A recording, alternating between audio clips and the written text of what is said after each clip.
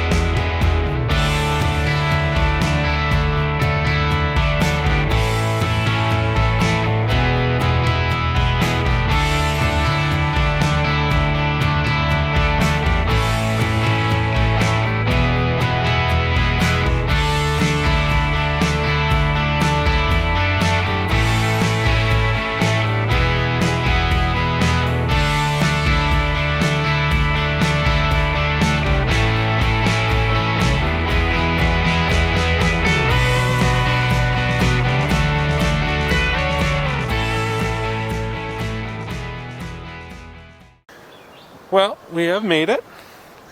It's not the greatest sight from what I can tell. It's not too bad. Gravel, so it will drain well. Basic fire pit, all good. Only concern I have is I am pretty sure that is poison ivy, which would not be fun to step out into in the middle of the night. But anyway, we'll make do.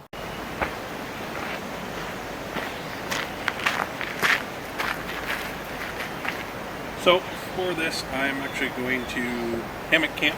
I did it once basically because I had to one time because I forgot my tent poles on my solo tent, which Taylor is going to be using tonight. But the weather forecast shows no rain for tonight, even though it rained on and off all the way up to the site. We're going to take the risk, both of us actually. She's going without a fly on the tent. I'm going to go open air as well. With my hammock. I'll show you what her setup looks like. So it's my old North Face Roadrunner tent that I got for free years ago.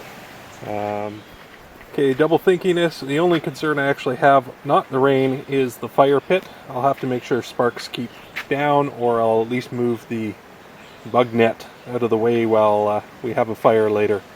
Probably about 3 or 4 feet off the edge, but and the wind is coming from the opposite direction, so it shouldn't be a problem, but something to keep an eye on. Well, we're walking down to the beach. Check it out. Looks pretty wavy right now. Guess we'll wait and see until we get there. So we took a little bit of a wrong turn. The beach is actually down there, where all the people are swimming. But nonetheless, pretty nice little area. I'll have to figure out what lighthouse that is right out at the end here. Wherever it is. There's a lighthouse out there either way.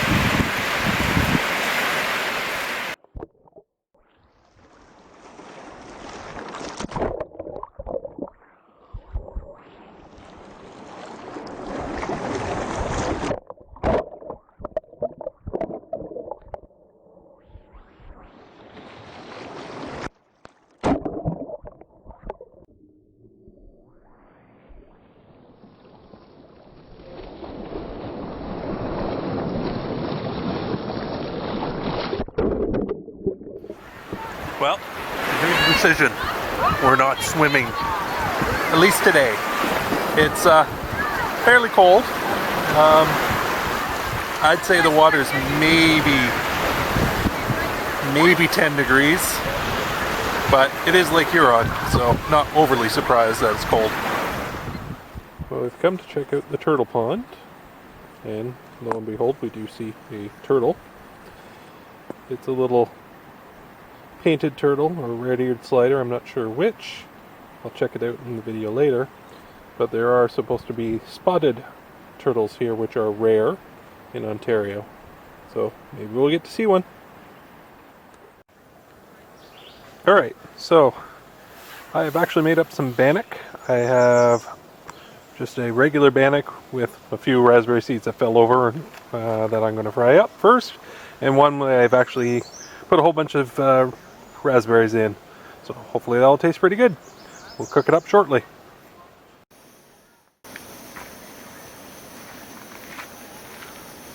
So the absolute key thing with bannock, the recipe I used was 2 cups flour, 2 teaspoons of baking powder, half a teaspoon of salt, 2 tablespoons of oil, and 3/4 cup of water. However, the most important thing is the water.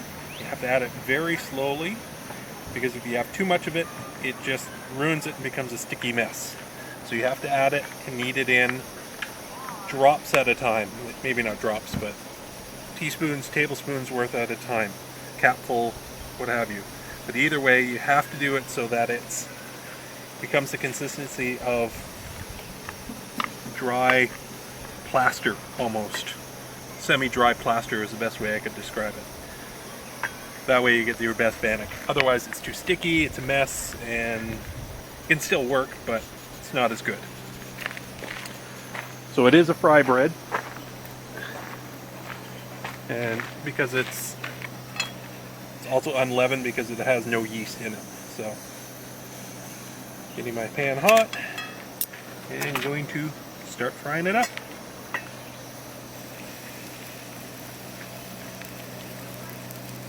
I'll let that sit a few minutes, flip it over, and then I'll move on to the other one.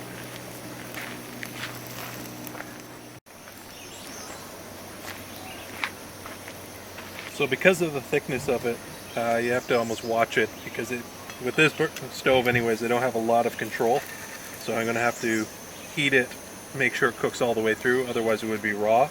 It is about 1 inch thick at present, so that side of it's already been cooked, but it went really quickly, so it's probably still fairly raw in the middle. So I'm just going to keep it up higher, and hopefully it will cook more evenly all the way through.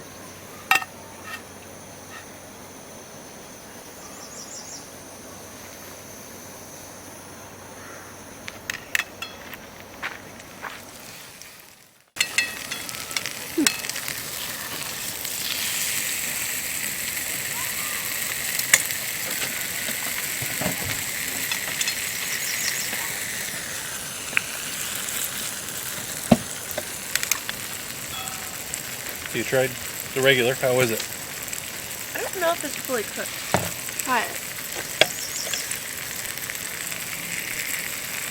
Or maybe it is. Yeah, it is. Okay. It's good. Good.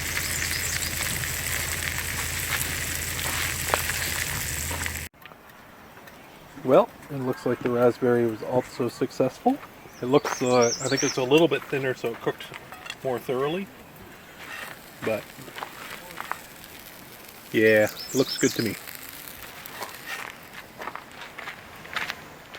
So a little later on, I am going to try the most difficult way to make a fire, and that is to use Ontario Parks wood. I swear to God, they think they're lasagna pans and they must soak them for weeks on end because they never burn. They're crap. I don't know what wood they use. Well, actually I know it's birch, and it looks like they've peeled off all the birch bark for some unknown reason, but we'll see how it goes. I'm never hopeful or never happy with the wood that they provide, to say the least. It's never seasoned enough, and I think everyone who has ever bought wood from Ontario Parks knows this and can commiserate.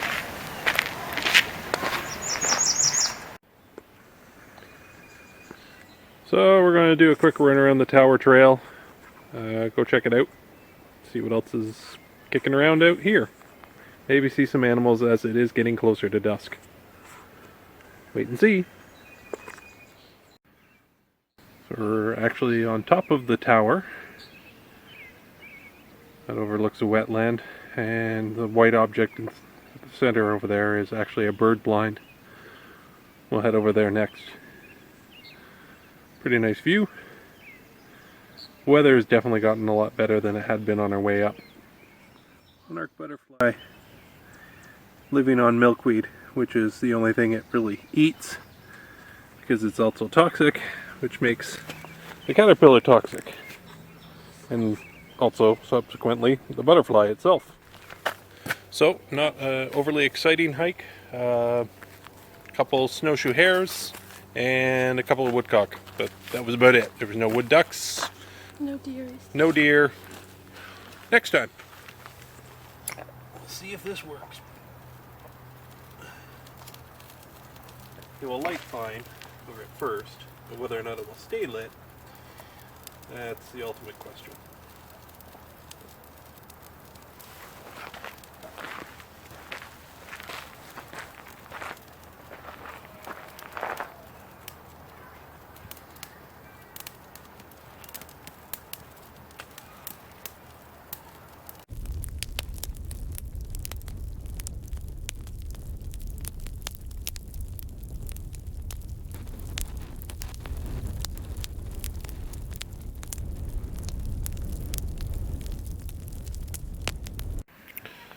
Well, good morning.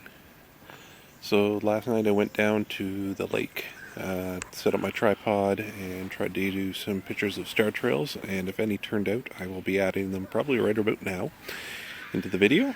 And unfortunately, I don't think it will be very long, if at all. It might just be some stills.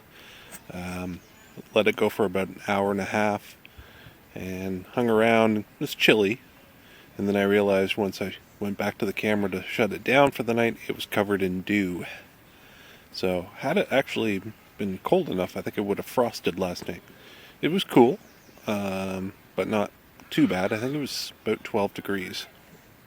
But either way, we're going to get up shortly and do a hike or two, or wander around and see what we can find out about the park.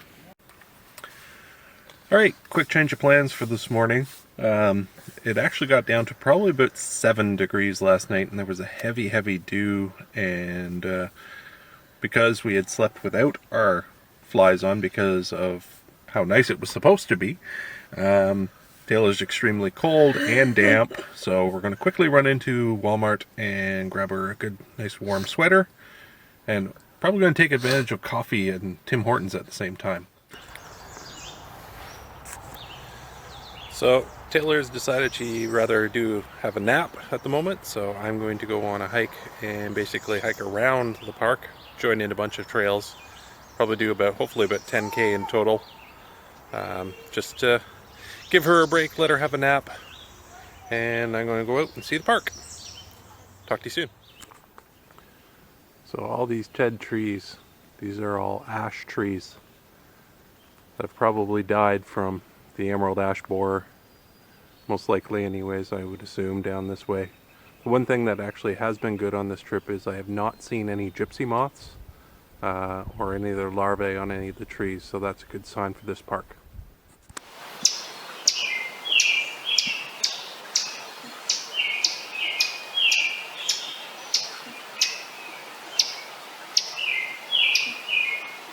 So the video I just showed of the ovenbird chirping madly, it wasn't the only bird that was chirping like crazy. There was a couple of black and white warblers, I think a waxwing, cedar waxwing. There must have been something that was down in a gully beside this trail. I'm thinking it may have been a snake. I didn't see or hear any larger animals, but it was obviously a predator that was getting close to probably a nest of theirs at some point. So they were all freaking out. You can still hear it chirping around in the background a bit. So I think they've calmed down, but it wasn't me, it was definitely something else, because people rode by on their bikes on the trail and they continued it wasn't somebody who was doing anything, it was actually a predator of some sort.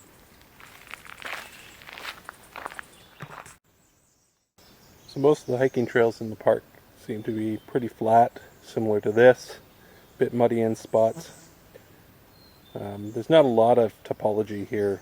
I think there's one trail that may go up the hill away from the lake. Otherwise it's a flat park, muddy, low-lying, lots of cedar, and would have been ash if it wasn't for the emerald ash borer. That seems to be the primary species of trees here. There's good, seems to be a very healthy population of white birch, and some other softwoods like poplar. So I am quite amazed at the amount of poison ivy throughout this park. Well, I know they can't eradicate it. I'm surprised it is so prevalent on the side of the trails, but I guess there's not much they can really do about it. Makes sense. But it is absolutely everywhere. Anyone want to make some gin? I believe one of the main ingredients in gin is juniper berries, which is what these are. Junipers are a low-lying shrub, evergreen shrub, that has these probably similar to pine cones, but we call them berries, but I believe they can be made into gin. That's probably what gives gin its piney taste. I'm not a big fan of gin, to be perfectly honest. So as I was walking towards, back to the beach to walk back towards our campsite, chickadee flew down into this hole on top of this stump.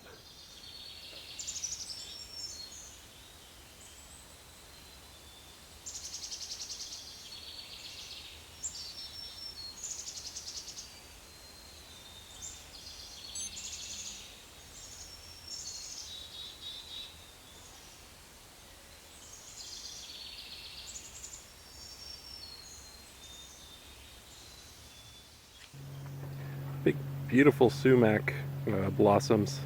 I know chickadees eat them, and then in the fall these leaves go bright, bright red. Oh, very nice.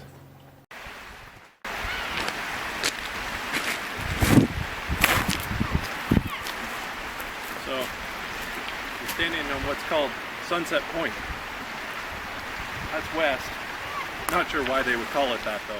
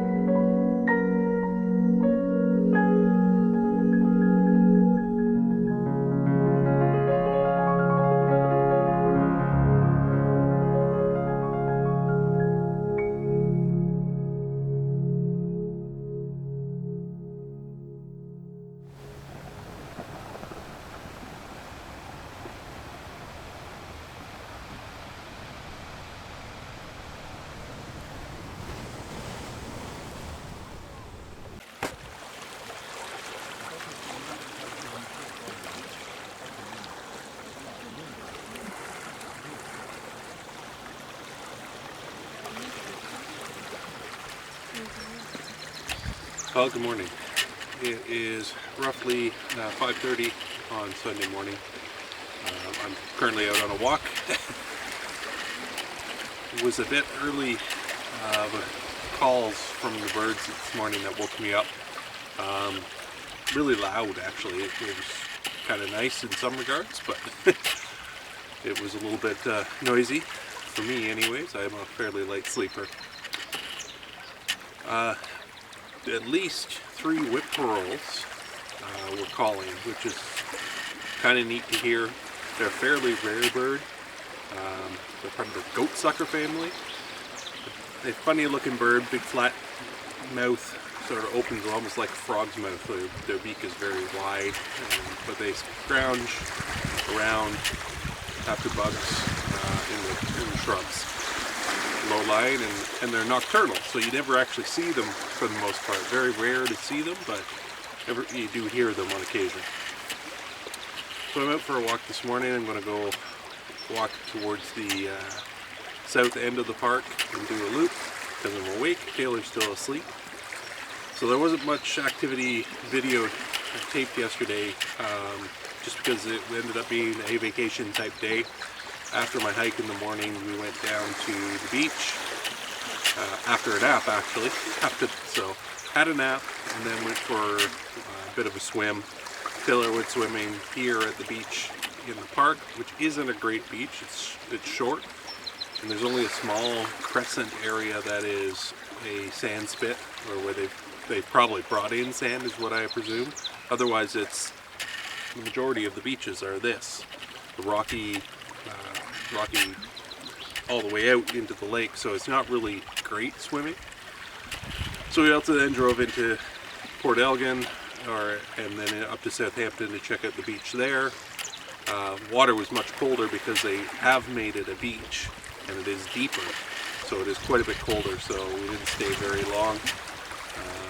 Drove up to Sabo Beach, which is sort of a vacation spot. Not my cup of tea, so we left there pretty quickly, to be perfectly honest, and came back and had dinner. So I'm just going to go for a walk, and if I see anything interesting, I'll let you know. I don't know if I mentioned it. It is a beautiful sunrise, however.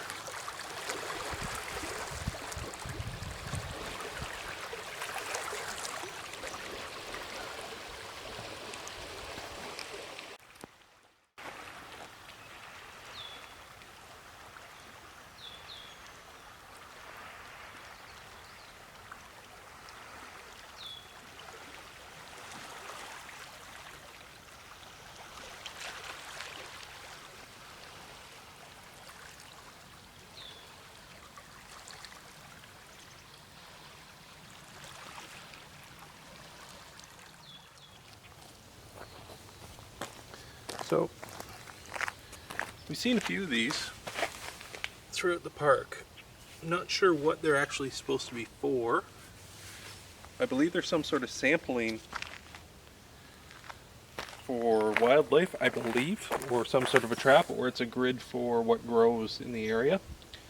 But there is an entrance on either end, so it wouldn't keep anything in it that I could think of. So it's kind of interesting. I may try and find out what it is.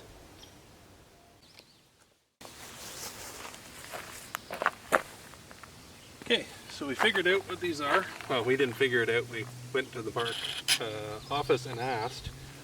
What they are is actually to protect turtle nests from predators. So that's why things can get out. It's after the babies hatch, they'll be able to escape. But it's a way of means of protecting and ensuring more survive than get dug up by, say, foxes or raccoons, that sort of thing. So that's why they put these out on known sites.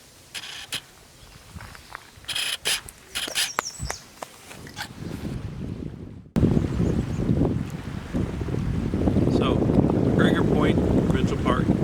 It's not a bad park. It's fairly nice. I wouldn't stay for any longer than 1 or 2 nights. There's not a lot here to do. The beach is okay, pretty rocky.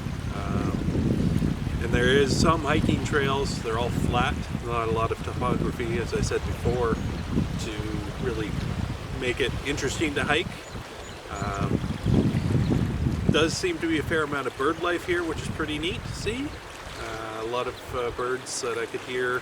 A lot of American redstarts everywhere, at least while we were here this weekend. Overall, it was a nice park though.